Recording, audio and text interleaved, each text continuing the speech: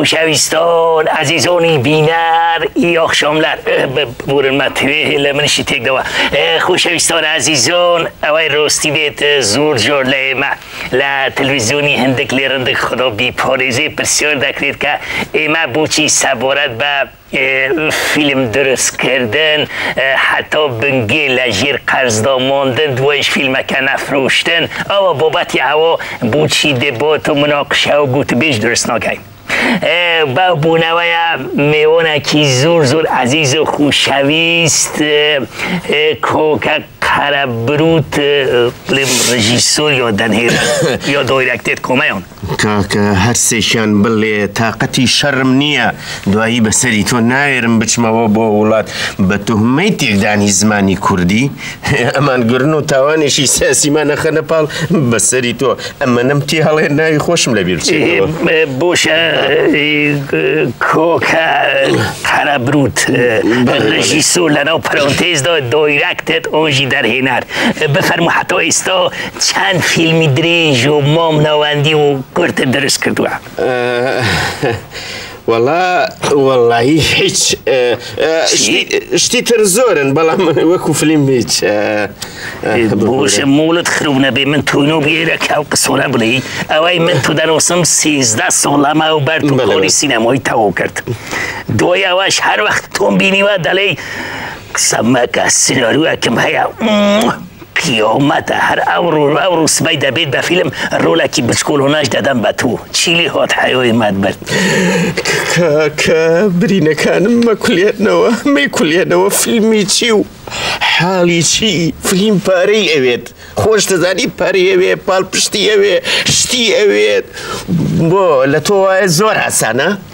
باشه کوکا قربروت رژیسور لنا پرانتیزا دایرکتاتیونجی در اینر تو حتی استا لحیج درگاه که دو که جوابی نیام پیگوت بید بله سرم داوه لهموشتك بتايبتي لحزب سياسي وكردستانية كان لنو لدروي والله کوکا جون سجارو قلت ما بو خاطر خدا پیغمبر بحث سیاست مفرد 150 گلایان لدا خواه رحمی که بخوم لسر پشتی نبوم لو دیو نبو اگانه ونج دکرم بو خاطر خدا بحث سیاست مفرمو بچو سر هنر باشه خواه عفوکا باشه بقذابی اوانی جلجير و بسری تو میرزا جمو قالتيان فيه كردم حزب السياسي كردستانيا كون بله ديانود خومان بروجيشي سينمائي من بدستا ويا خومان نوسيو مانا توا فيلم كشا هربت تشبلا بو خومان ليدي خوش تزاني مرزا جمو منيش برنسيبم هي بيقزا وطاوش هيج بله اویجیج دوای اوه مسری تو مرزا جمود دوای اوه انی سیتوی کردی و کومالا کلتوری کردی کانیش اوانی کلا اوروپا پاره ورگرن بسری تو آنیش لجیره و سیاسین هنرمندانی مش بیا قذابی فقیرن مراستی ناتوانن ببنا برپرسیارو فروشيار وكريار بقزابي بالي بوشا اويش اويش فت اويش بوشا اگر گیریمون دولمندک زنگینک پاره‌دارک تقبلی اوای کرد که فیلم که هرچی خرج و مرج و پاره موری چو تقبلی بکرد تو باشه او فیلم دوایی دفروشید یا نفروشید بله بقذابی اویش خوی لخویا بسری تو مشکلی تایبتی خوی هیا بلی يعني أزاني وخوشي بونمونه مثلا لمالك كسك دشي بو سيري فيلمك بلي او كسا رواد دواي سيري فيلمك كرتشي بو حيلك جريتو خو اگر فيلمك لروجي شماب يشكج بكريت او مال مانويران بي چونكو خود زاني روجي شمان برسنتو برزماوندو بر تعزيه او شتانه كيد بقزابي او كسشي او كوتمان يكس او كسجر ناشت بسريتو بلام خو بەسەری تۆ میرزا جەمەوە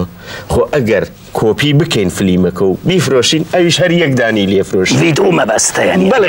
ڤیدیۆ بفرۆشین لەنەو بۆزۆر مە ڤیدیۆ بەڵێ ئەو دانێش کە ئەیفرۆشین یەک دانی لێفرۆشی وتم تێگەشتی ئەو دانێش ئەمنەی کۆپیەکەن لەبەری و لەبەری یەگرنەوە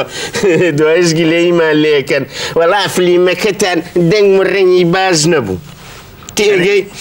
لە کۆپی وەرەگرن دوای ئەوەش نۆڕۆزین دەڵێن فیلمۆ دەنگ و ڕەنگەکە بەسەری تۆ لە کۆپی زۆرێگرن ناڕازین چاو لێ میرزا جەمەوە نازانم بە چ زەحمەتێکەوە دروست بووە بێ قەزابی خۆ ئەگەر کەناڵە تەلەڤیزیۆنەکانیش بەبێ ئیزنی تۆ بەڵێ بەبێ ئیزنی خۆم ئەوەی خاوەنی فلیمەکەت لێ بن بەسەری تۆ گەر قسەش بکەیت ئێوە یعنی پێ دەزانی پێ دەڵێن چی؟ دەڵێن ئەبێ مەمنونیش بیت چونکە ڕەکلەممان بۆ فلیمەکەت کردو یعنی بێ ئەوەی لە توان کڕی بێت بەبێ ئەوەی ئەزنیان لە بەبێ ئەوەی لێ کڕیبی بەبێ ئەوەی ئیزنی لێگرتبی ئەنجاوەکو هەڵێ ئەبێ وەڵا مەمنون بیت لەبەرەوەی ڕەکلەمان بۆ کرد یعنی ئەویش هیچ بەڵێ ئەویش بێ قەزابی بۆشە بەڵێ گیریمۆن پۆرەک پەیدا بوو دەوڵەمەندێک خوا لێستۆند یعنی یۆئانستیتوی نیوچە دەوڵەتی ئەوروپای پۆرەی ئۆندۆ یعنی مەسەلەی پرۆداکشن حوزر بوو ئۆمۆدە بوو بۆشە ئاکتەرەکۆن ئەوەنەی ڕۆڵ دەلایزن وەزیگەرەکۆن کوردە بنیۆنە باش بۆ وشە لێ پرسیم بەسەری تۆ میرزا جەمەوە ئەوەش بێگیر و گرفت نییە ئەوەش بێگیر و گرفت نییە بۆ نمونە بە عەرزی جەنابێ بکەم ئەوەی کە ئەماتۆرە بە بەلاش دێت بەڵام بەسەری تۆ ئەڵێ من لە دەورانی مناڵیمەوە دەوری کۆمبارسم بینیوە باشە ئەوەشی کە پرۆفیسۆناڵە بەسەری تۆ ناوێری ئەگەر بێت بە بەلاش لەگەڵ ئەویش ناوێری قسە بکەیت باشە؟ بەڵێ پێم وایە تو زێری مەبەستەوەی ئەگەر ئۆمۆتور بیت بە بەلاش دێت بەڵام نەوەی لەگەڵی قسەت کە قسەت کە دەڵێت من بە بەلاش وتم وەختی خۆشی بۆ خۆم کۆمبارس بوومە لە دەرۆنی مناڵی بەڵێ ئەوەی پرسۆنۆ چی دەڵێت چیم پێوتی کاکە ئەوەشی کە پرۆفیسۆناڵە بێگومان بێپارە نایەت خۆ ئەگەر وتم ئەگەر بە بەلاشیش بێت لەگەڵ یەکتر ناسازێت بەسەری تۆ خۆی بە برێکمان و فلینیش ناگۆڕێتەوە بێ قەزابی بۆ نمونە مەسەلە تۆ خۆت میرزا جەمەوە ئەگەر بە هەڵان نەچم تۆ لە تەمەنی 2 ساڵیەوە خەریشی کاری ئەکتەری لە رادیۆ و سینەما و تەلەڤیزیۆن و دوای مۆنتاژ و دۆبلاژ و دێکۆپاژ و کۆرتاژیت کورتۆشەوەی ناوای دوای لێی داوانیت کە هەمووی تێرە بوو هەتۆ ملۆن ببوورە معناه ئەوەیە بەڵێ یعنی قەزم ئەوەیە بەو تەمەنە درێژەوە تۆ کارەکەیت بەڵام من پرسیارێکی لێکم یعنی باشە ئەگەر من داوا لە بەڕێستان بکەم بەشداری فلیمەکەی من ئەەکەی بە بەلاش بە بەلاش بەشداری فلیمەکەی من ئەەکەی یاننا طبعا بەڵام ئەگەر لە بەل دووستاتی و چەند ساڵەمان ئەو لوتفی کە تو هەت بووە و هەمیشە دڵخۆشی داوەوە و قەولت داوە و پەیمانت داوە کە ڕۆڵەکەم بدەیتێ ئەگەر ئەو ڕۆڵەش بێم تێدا یاری بکەم طبعا شەرتم دەبێ شەرت؟ بەڵێ باشە شەرت چییە کاکە؟ شەرتەکەشەوە دەبێت کە لەو فیلمای جەنابدا دەبێت بۆ خۆم یعنی ئەو ڕژیسۆر لەناو پەرانتێزدا دایرێکتت یۆمەشی دەرهێنەر بم ئەگەر قبولی ناکەم بۆ خۆت بۆ خۆت باوکە ڕۆخۆشم بەسەرەوە یعنی من حەزێتەوە تێبی بەڕێزی زۆرەوە بازی فلم لەگەڵەکەی خۆڵی وگرێنم کەس